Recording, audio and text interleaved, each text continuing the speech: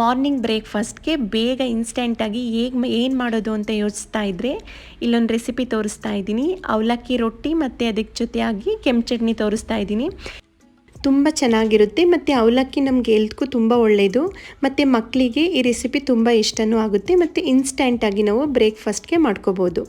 ಇಲ್ಲಿ 1 ಕಪ್ಪಷ್ಟು ನಾನು ಅವಲಕ್ಕಿ ತೊಗೊಂಡಿದ್ದೀನಿ. ಅವಲಕ್ಕಿನ ನೋಡಿ ನೀರು ಹಾಕ್ಬಿಟ್ಟು ಸ್ವಲ್ಪ ವಾಶ್ ಮಾಡ್ಕೊಳ್ಳೋಣ.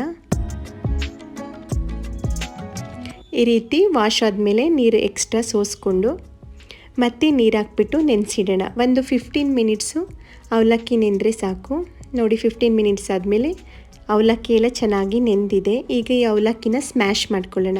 ನಿಮಗೆ ಸ್ಮ್ಯಾಶ್ ಮಾಡ್ಕೊಳ್ಳೋಕ್ಕೆ ಕಷ್ಟ ಆಗುತ್ತೆ ಅಂದರೆ ನೀವು ಮಿಕ್ಸಿನಲ್ಲಿ ರುಬ್ಕೋಬೋದು. ನಾನು ಹಾಗೆ 1 ಸ್ಪೂನ್ ಸಹಾಯದಿಂದ ಸ್ಮ್ಯಾಶ್ ಮಾಡ್ಕೊಳ್ತಾ ಇದ್ದೀನಿ. ನೋಡಿ ಈಗ ಸ್ಮ್ಯಾಶ್ ಮಾಡಿ ಆಗಿದೆ. ಈ ರೀತಿ ಚೆನ್ನಾಗಿ ಪ್ರೆಸ್ ಮಾಡಿಕೊಂಡು ಸ್ಮ್ಯಾಶ್ ಮಾಡಿಕೊಂಡ್ರೆ ಚೆನ್ನಾಗಿ ಬರುತ್ತೆ. ಹಾಗೆ ನೋಡಿ ಈಗ ಇದಕ್ಕೆ ಅರ್ಧ ಕಪ್ಪಷ್ಟು ಅಕ್ಕಿ ಹಿಟ್ಟು ಹಾಕ್ಕೊಳ್ತಾ ಇದ್ದೀನಿ ಮತ್ತು ಅರ್ಧ ಕಪ್ಪಷ್ಟು ತೆಂಗಿನ ತುರಿ ಹಾಕ್ಕೊಳ್ತಾ ಇದ್ದೀನಿ ಮತ್ತು 1 ಸಣ್ಣ ಈರುಳ್ಳಿನ ಹೆಚ್ಕೊಂಡು ಹಾಕ್ಕೊಳ್ತಾ ಇದ್ದೀನಿ. ಅದು 1 ಕಪ್ಪಷ್ಟು ಆಗಿದೆ. ಮತ್ತು ಸ್ವಲ್ಪ ಮೆಂತ್ಯ ಸೊಪ್ಪು, 1 ಸ್ಪೂನ್ ಜೀರಿಗೆ ಮತ್ತು ಸ್ವಲ್ಪ ಉಪ್ಪು ಹಾಕ್ಕೊಂಡು ಈಗ ಚೆನ್ನಾಗಿ ಮಿಕ್ಸ್ ಮಾಡ್ಕೊಳ್ಳೋಣ. ಅವಲಕ್ಕಿ ನೆನೆಸಿರೋದ್ರಿಂದ ಮತ್ತು ಈರುಳ್ಳಿ ಎಲ್ಲ ಹಾಕಿರೋದ್ರಿಂದ ಸ್ವಲ್ಪ ನೀರಿನಂಶ ಅದರಲ್ಲೇ ಇರುತ್ತೆ. ನೀರನ್ನ ನೋಡ್ಕೊಂಡು ಹಾಕ್ಕೊಂಡು ನಾವು ಮಿಕ್ಸ್ ಮಾಡ್ಕೋಬೇಕು. ನೋಡಿ ಇಲ್ಲಿ 1 ಕಪ್ಪಷ್ಟು ನಾನು ನೀರು ತಗೊಂಡಿದ್ದೆ. ಇದರಲ್ಲಿ 1/4 ಕಪ್ಪಷ್ಟು ಮಾತ್ರ ನಾನು ನೀರನ್ನ ಯೂಸ್ ಮಾಡಿದ್ದೀನಿ ಹಿಟ್ಟಿಗೆ. ನೋಡಿ ಈಗ ಎಲ್ಲ ಚೆನ್ನಾಗಿ ಮಿಕ್ಸ್ ಮಾಡ್ಕೊಂಡಾಗಿದೆ. ನೋಡಿ ಈ ರೀತಿ ಉಂಡೆ ಕಟ್ಟೋದಕ್ಕೆ ಚೆನ್ನಾಗಿ ಬರುತ್ತೆ. ನಿಮ್ಗೆ ಏನಾದ್ರು ತೆಳು ಆಯಿತು ಅಂತ ಅನಿಸಿದರೆ ಸ್ವಲ್ಪ ಅಕ್ಕಿ ಹಿಟ್ಟು ಹಾಕ್ಕೊಂಡು ಮಿಕ್ಸ್ ಮಾಡ್ಕೋಬೋದು. ನೋಡಿ 3/4 ಕಪ್ಪಷ್ಟು ನೀರು ಹಾಗೆ ಉಳ್ಕೊಂಡಿದೆ. ಈಗ ರೊಟ್ಟಿನ ತಟ್ಕೊಳ್ಳೋಣ.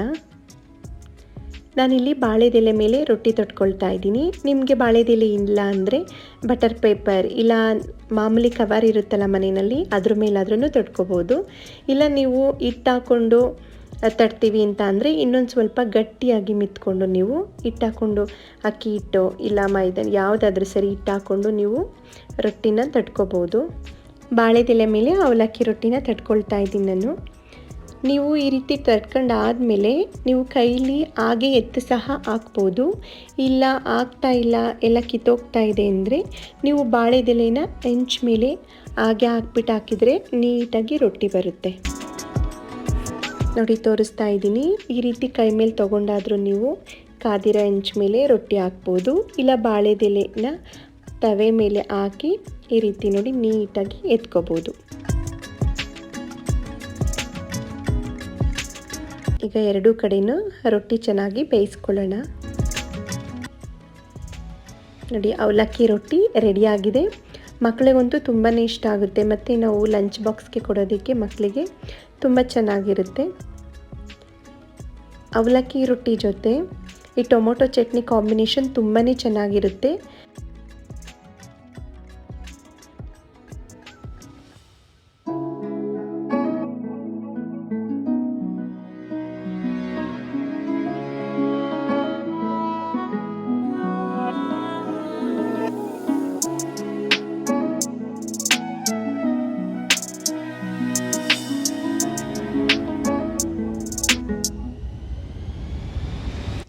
ನೆಕ್ಸ್ಟ್ ಇಲ್ಲಿ ಕೆಂಪು ಚಟ್ನಿ ಹೇಗೆ ಮಾಡೋದು ಅಂತ ತೋರಿಸ್ತಾ ಇದ್ದೀನಿ.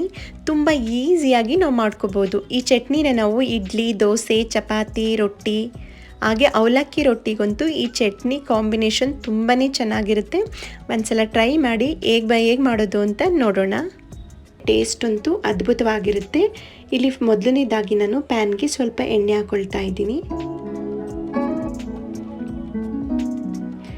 ನೋಡಿ ಸ್ವಲ್ಪ ಎಣ್ಣೆ ಬಿಸಿ ಆದಮೇಲೆ ನಾನಿಲ್ಲಿ ಒಂದು 5 ಸ್ಪೂನಷ್ಟು ಕಡಲೆಬೀಜ ಹಾಕ್ಕೊಂಡಿದ್ದೀನಿ. ಈ ಕಡಲೆಬೀಜನ ಸ್ವಲ್ಪ ಚೆನ್ನಾಗಿ ಫ್ರೈ ಮಾಡ್ಕೋಬೇಕು. ಈ ಕಡಲೆಬೀಜ ಹಾಕೋದ್ರಿಂದ ನಮಗೆ ಚಟ್ನಿ ತುಂಬ ಟೇಸ್ಟಿಯಾಗಿ ಬರುತ್ತೆ. ಹಾಗೆ ಒಂದು ಬೆಳ್ಳುಳ್ಳಿನ ಬಿಡಿಸ್ಕೊಂಡು ಹಾಕ್ಕೊಳ್ತಾ ಇದ್ದೀನಿ ಮತ್ತು ಒಂದು ಅರ್ಧ ಇಂಚಷ್ಟು ಶುಂಠಿ ಹಾಕ್ಕೊಳ್ತಾ ಇದ್ದೀನಿ ಮತ್ತು ಸ್ವಲ್ಪ ಕರ್ಬೇವಿನ ಸೊಪ್ಪು ಸೇರಿಸ್ಕೊಳ್ಳೋಣ. ಹಾಗೆ ಇಲ್ಲಿ ಒಂದು 10 ಬ್ಯಾಡಗಿ ಮೆಣಸಿನ್ಕಾಯಿ ಹಾಕ್ಕೊಳ್ತಾ ಇದ್ದೀನಿ. ನಿಮಗೆ ಖಾರ ಬೇಕು ಇನ್ನು ಸ್ವಲ್ಪ ಜಾಸ್ತಿ ಅಂದರೆ ನೀವು ಗುಂಟೂರು ಮೆಣಸಿನ್ಕಾಯಿ ಸ್ವಲ್ಪ ಸೇರಿಸ್ಕೋಬೋದು. ನಾನು ಸ್ವಲ್ಪ ಬ್ಯಾಡಗಿ ಮೆಣಸಿನ್ಕಾಯಿನೇ ಹಾಕ್ಕೊಂಡಿದ್ದೀನಿ, ಖಾರ ಮೀಡಿಯಮ್ ಆಗಿ ಇರಲಿ ಅಂತ. ನೋಡಿ ಎಲ್ಲ ಫ್ರೈ ಆಗಿರೋದಕ್ಕೆ ಮೆಣಸಿನ್ಕಾಯಿ ಎಲ್ಲ ಎಷ್ಟು ಚೆನ್ನಾಗಿ ಉಪ್ಕೊಂಡು ಬಂದಿದೆ.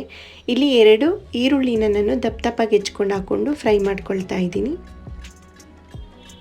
ಹಾಗೆ ಇದಕ್ಕೆ ಒಂದು 3 ಟೊಮೊಟೊನ ಹೆಚ್ಕೊಂಡು ಹಾಕ್ಕೊಳ್ತಾ ಇದ್ದೀನಿ. ಅದರಲ್ಲೂ ತುಂಬ ಚೆನ್ನಾಗಿ ಹಣ್ಣಾಗಿರುವಂಥ ಕೆಂಪು ಟೊಮೊಟೊ ಆದರೆ ನಮಗೆ ಚಟ್ನಿ ಕಲರ್ ಸಹ ತುಂಬ ಚೆನ್ನಾಗಿ ಬರುತ್ತೆ. ಈಗೆಲ್ಲ ಚೆನ್ನಾಗಿ ಫ್ರೈ ಮಾಡ್ಕೊಳ್ಳೋಣ.